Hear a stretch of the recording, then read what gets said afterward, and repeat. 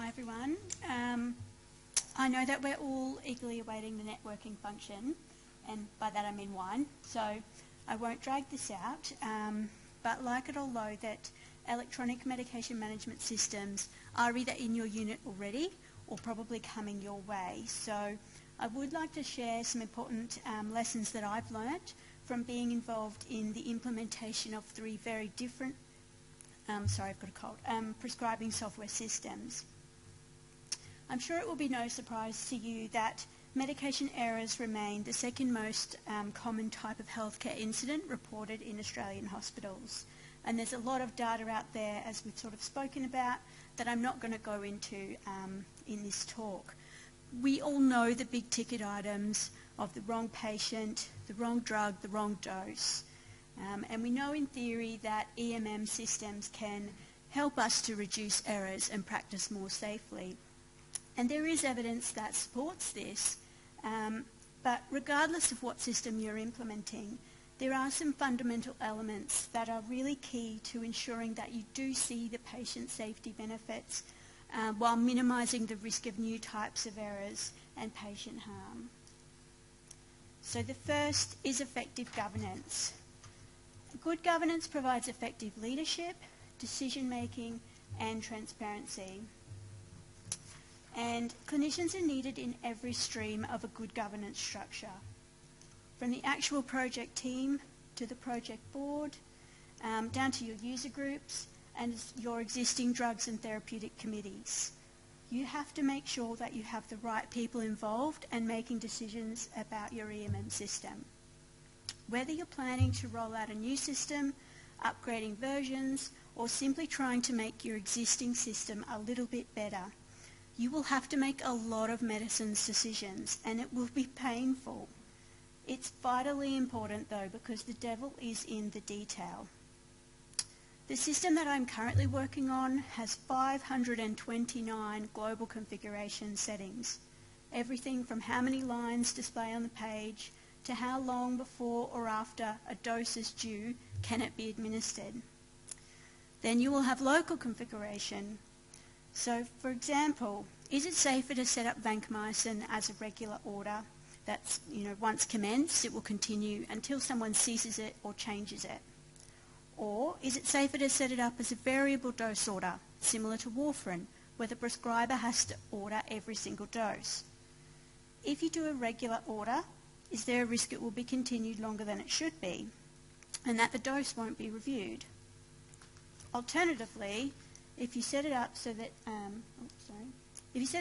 each dose has to be ordered, is there a risk the dose won't get ordered at all and the patient will miss a critical treatment?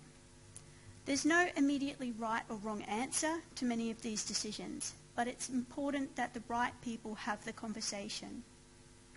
As another example, I distinctly remember the day an angry consultant called me, not John, saying, "The system is blocking me from prescribing 800 milligrams of acyclovir. It's saying it's over the dose limit. It won't let me do it." And my first response was, "Well, that can't be right. Are you sure? Clearly that's a reasonable dose. I've been involved in reviewing a large number of the dose ranges in the system, and I'm sure acyclovir was at least 1 gram. And I was certain I'd seen that sort of dose prescribed in the system before." So I made a few calls and eventually spoke to someone who said, "Oh yeah, I changed that limit to 500. So I was like, "Okay, why?" "Oh, I saw that in MIMS." "Right. Because in ICU we go by MIMS all the time." So I explained we need to be able to do 10 milligram per kilo dosing, and the response was, "Okay, well, what would you like it to be? I can change it for you right now." Awesome, super helpful. My doctor will be happy they can prescribe the dose they need to. But what's wrong with that? Sure, I'm an experienced ICU pharmacist. I've also worked in BMT, so I've seen acyclovir before. Providing a recommendation on a dose is within my scope of practice. But should any one person be deciding a dose limit in a statewide build? Perhaps an intensivist or an ID specialist should at least be consulted in that. So the point is, it's really important that you have processes in place that prevent any one person, regardless of how helpful they think they're being, from making changes and decisions about your system. Lesson number 2. You will not have a perfect system when you go live, or ever. It won't do everything that everybody wants it to do. Everybody will have something different that they want built into it. It needs AMS reporting. It should flag to nursing staff which meds are cytotoxic. It should have pregnancy and lactation warnings. All good ideas, but you need to decide what are your must-haves versus your nice-to-haves and priority of these. And to do this, you need to have a really good understanding of what your system can do, what it can do out of the box, and what you would need to build yourself. So, for example, is drug-drug interaction checking a must-have or a nice-to-have? Does your system already have drug interaction checking capabilities that you can simply turn on?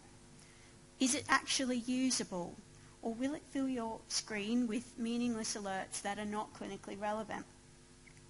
Or does your system let you customise your own drug interactions? Do you have the resources in project team to actually build them?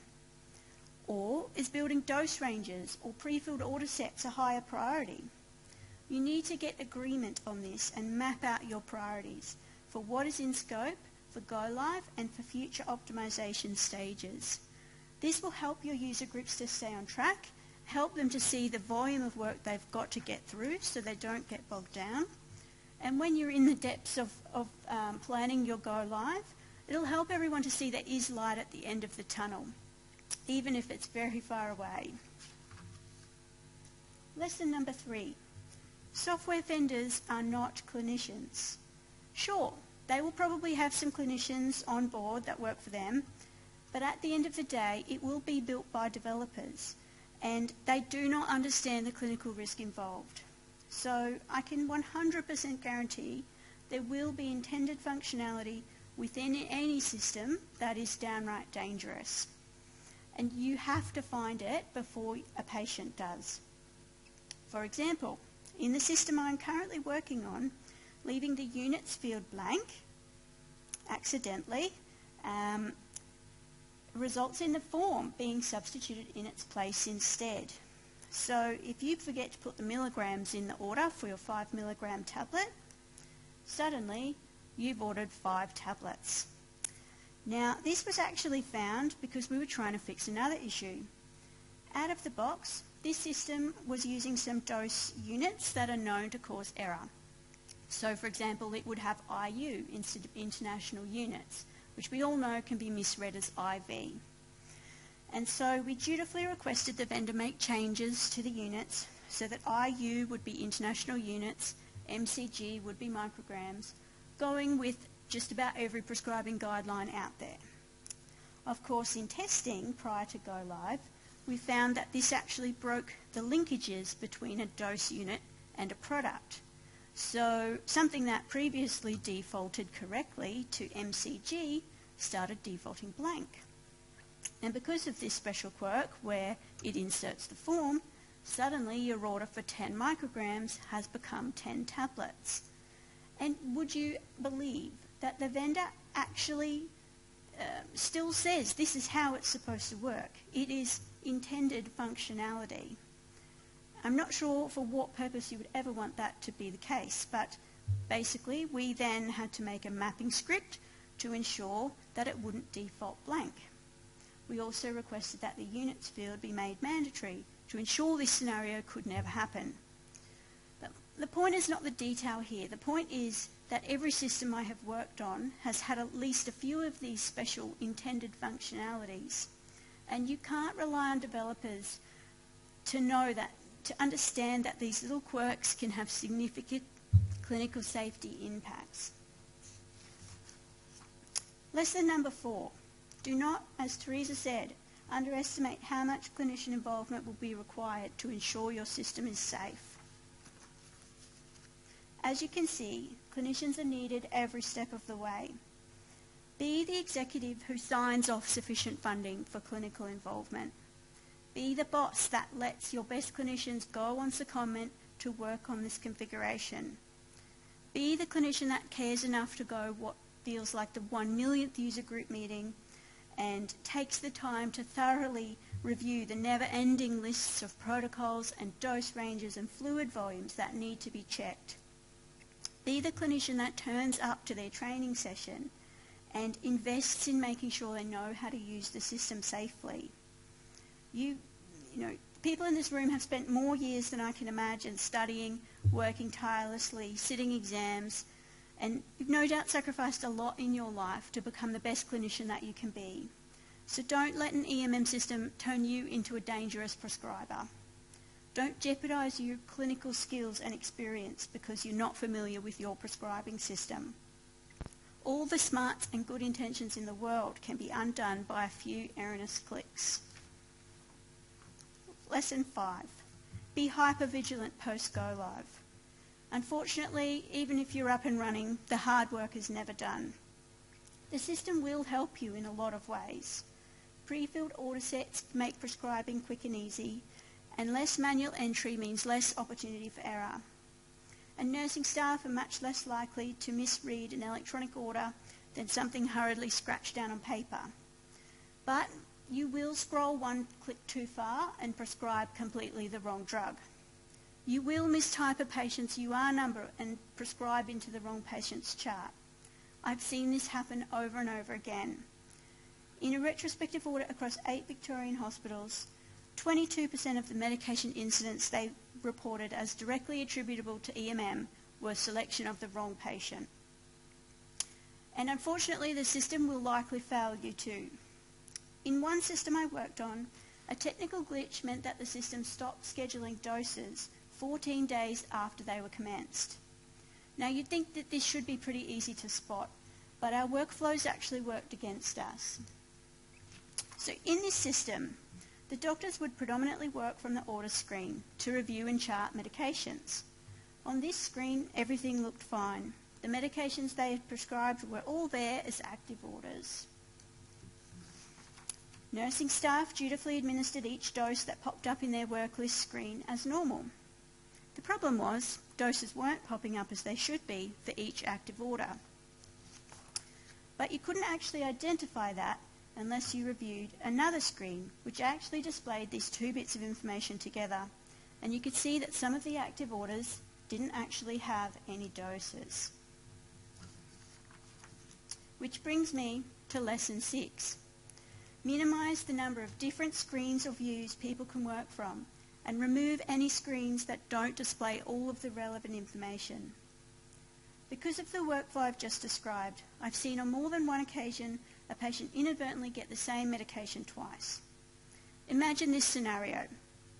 While on the ward round, Dr. A writes up a stat dose of Gent for patient Smith. Nurse A administers it, all is well. Post-ward round, Dr. B's diligently going through his notes, making sure that everything has been done. He double-checks whether patient Smith was written up for the Gent they'd talked about by checking the order screen. There's no Gent order on the order screen, so Dr. B writes up a stat order. Nurse B is now on shift, sees the Gent come up in the work list, and unknowingly administers a second dose. The problem here is that the order screen only shows active orders. In the system, a stat order becomes ceased after 15 minutes, so it's not displayed on the order screen. So despite Dr. B's good intentions, he's probably harmed patient Smith.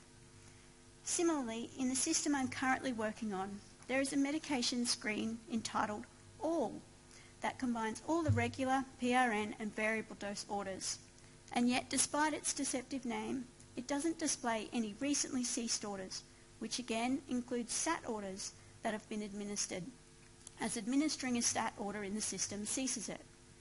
So as is probably obvious in this current system, I voted we turn the screen off. Vendors seem to have this real misconception that offering lots of different screens with little subsets of information is helpful to clinicians. And on the surface, because there's so much data, you could probably argue that to be true, but it really can do a lot more harm than good. Lesson 7.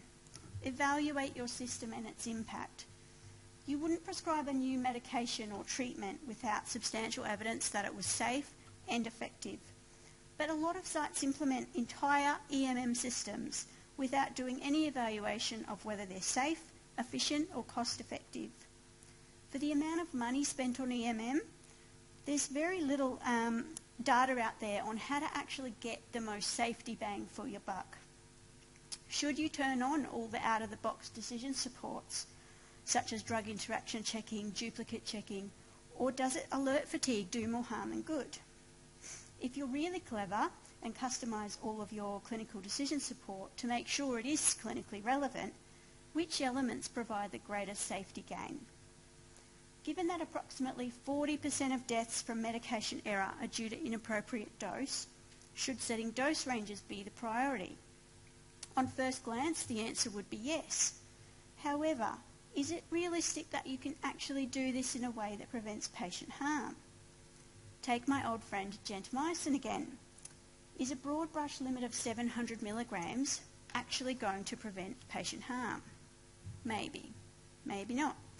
But more than likely, the person you're going to harm with your gentamicin is your 45-kilo, 87-year-old patient with sketchy kidneys. So how do you actually stop that? Do you create various limits based on age brackets, or weight brackets, or creatinine, or all three?